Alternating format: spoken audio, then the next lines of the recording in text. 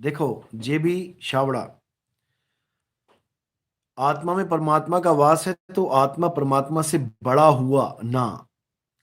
ये आप बड़ा छोटा, ऊंचा नाटा, काला गोरा, इन चीजों को आप दिमाग से नाप रहे हो। आत्मा में परमात्मा का वास है, इसका मतलब है समुद्र समाना बूंद में बुझे बिरला कोय।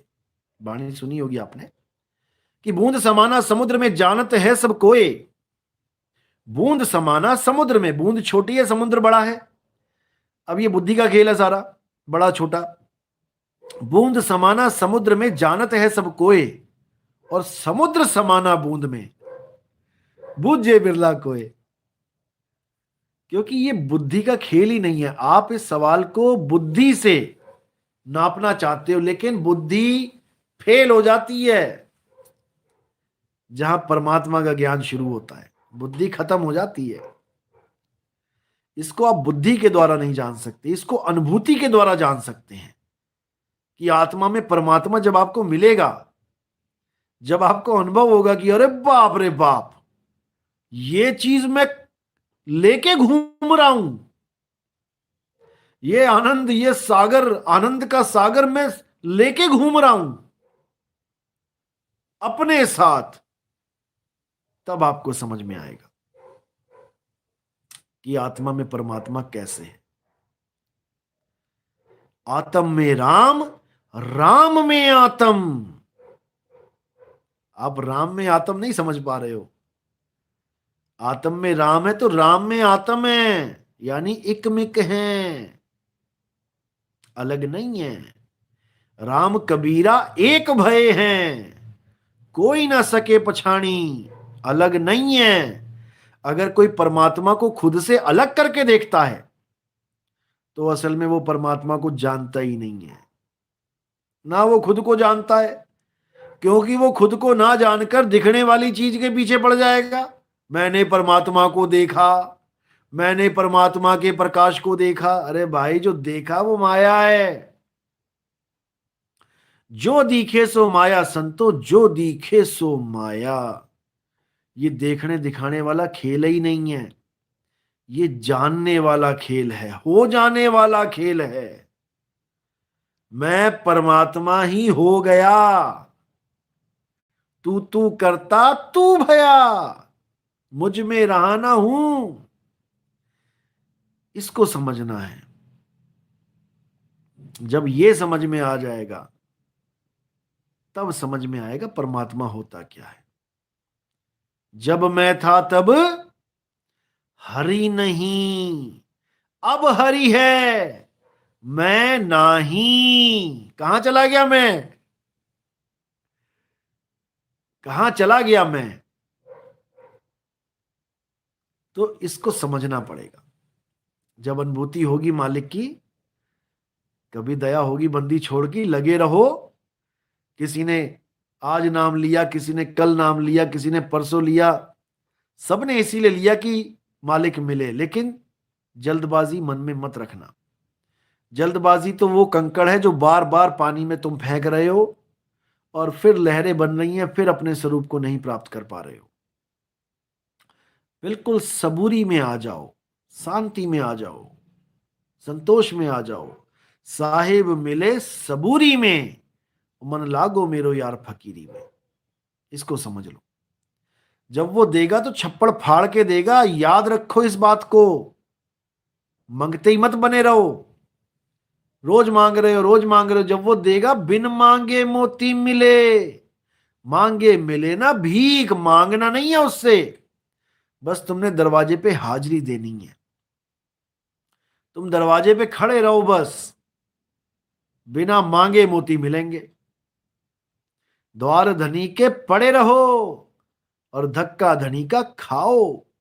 कब हूं धनी निवाजी हैं और जो दर छाड़ ना जाओ। कब हूं धनी निवाजी हैं, विश्वास रखो। विश्वास सबसे बड़ी चीज है। विश्वास नहीं रखोगे तो दरवाजा छोड़ दोगे। दरवाजा छोड़ दोगे तो काल का दाव लग जाएगा, भगा भगा के मारेगा। इसलिए द्वार धनी के पड़े रहो। धनी इतना इतना निर्बल नहीं है कि तुम्हें बचा नहीं पाएगा, बचाएगा वो। और वो बचाता कैसे है ये भी बता देता हूं मैं। अरे लोह चुंबक की प्रीत ज्यों, लोह को लेती उठाए, और ऐसा शब्द कबीर का, काल से लेत छुड़ाए। चुंबक की तरह ले जाएगा खींच के तुम्हें, और तुम कहोगे कि गुरुजी ये क्या हो रहा है। लगेगा पता, करते रहो, इंतजार करो, सबका नंबर आएगा, सबका। बस जो खड़ा मिलेगा उसकी लॉटरी खुल जाएगी, और जो छोड़ के चला जाएगा वो बेचारा 84 में धक्के खाएगा। बात इतनी सी है। समझ में आ जाए तो बहुत अच्छी बात है, नहीं तो वक्त तो खुद ही समझा देता है।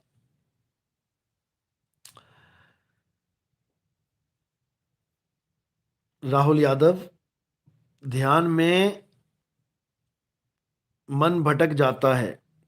मन नहीं भटक जाता है, भटक तुम जाते हो, मन तो भटकाता है। मन का काम भटकाना है। मन के मते न चालिए, और मन है पक्का दूत। मन के मते नहीं चलना है।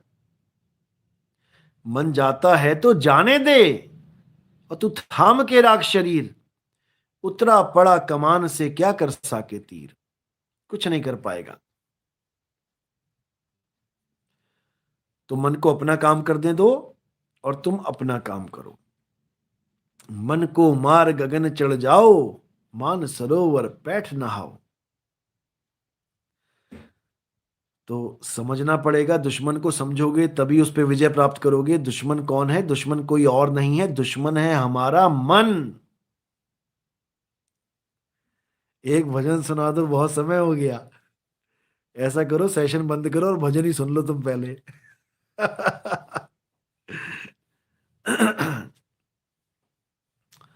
देखो, यहां पर वो सवाल पूछा करो जिससे तुम्हें तुम्हारी मुक्ति का जो है वो संदेह खत्म हो। मुक्ति के लिए जो है, जो अड़चने हैं, भरम है, वो खत्म हो। राम जी थे कि नहीं थे, हनुमान जी थे कि नहीं थे, कबीर जी थे कि नहीं थे? अरे भाई, वो चीज पूछो जिसको पूछ के तुम्हें कुछ लाभ प्राप्त हो, तुम्हारी मुक्ति का खेल हो जहां पे, बस वो पूछो। बाकी सब एक ज्ञान अर्जित करने का सामान समझो कि मुझे ज्ञान हो रहा है, बस।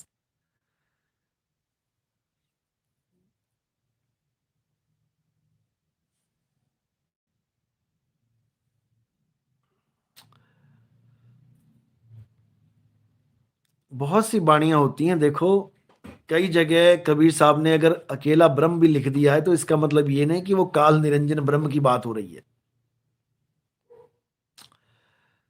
जैसे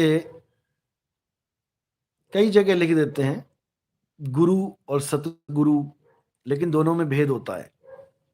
ऐसे ही ब्रह्म, पार ब्रह्म में भी भेद है, लेकिन कई जगह ब्रह्म भी लिखा गया है, लेकिन भाव को पकड़ा जाता है, केवल लिखे को नहीं पकड़ा जाता है। तो यहां पर एक ही ब्रह्म और नहीं कोई, सर्वत्र रमा कबीर है सोई। तो ये वाणी को समझो, सर्वत्र रमा कबीर है सोई, तो कबीर तो ब्रह्म है नहीं। तो ये ब्रह्म कहां जा रहा है इशारा? ये पार ब्रह्म की तरफ जा रहा है। कबीर आत्मदेव है, आत्मा ही कबीर है, और शब्द को आत्मा ही कहते हैं। शब्द हमारा तू शब्द का, सुन मत जा सरक। जो चाहे निज रूप को, यानी जो चाहे आत्म स्वरूप को, तो शब्द ही ले परख। कि तेरे गुरु ने शब्द के नाम पे तुझे 52 अक्षरी नाम पकड़ा दिए, या तुम्हें आत्म रूपी शब्द का ज्ञान दे दिया, ये जानना है, तभी समझ में आएगा। आत्मदेव ही कबीर है। कक्का केवल नाम है, बब्बा ब्रह्म शरीर, रारा सब में रम रहा, वाको नाम कबीर। जो सब में रम रहा है, वही कबीर है। कौन रम रहा है? आत्मदेव रम रहा है। आत्मदेव ही कबीर है। बस इतना समझ लो। मन निरंजन है। तीन गुण, रजोगुण, सतोगुण, तमोगुण, ये तीनों गुण हमारे त्रिदेव हैं। माया अष्टांगी है। पांच तत्व, तीन गुण, त्रिगुणी माया अष्टांगी है। तो इसी को समझना है। सारा खेल तुम्हारे सामने है। हर शरीर एक कबीर सागर है। यही है तुम्हारा ग्रंथ, यही कबीर सागर खुला हुआ है। अब इसी में तुम्हें कबीर रूपी सागर को जान लेना है। कबीर ही सागर है। उस सागर को पहचानो, इस ग्रंथ को पढ़ो।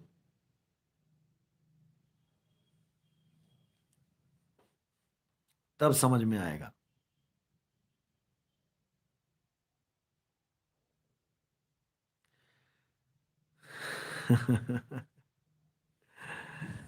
चलो,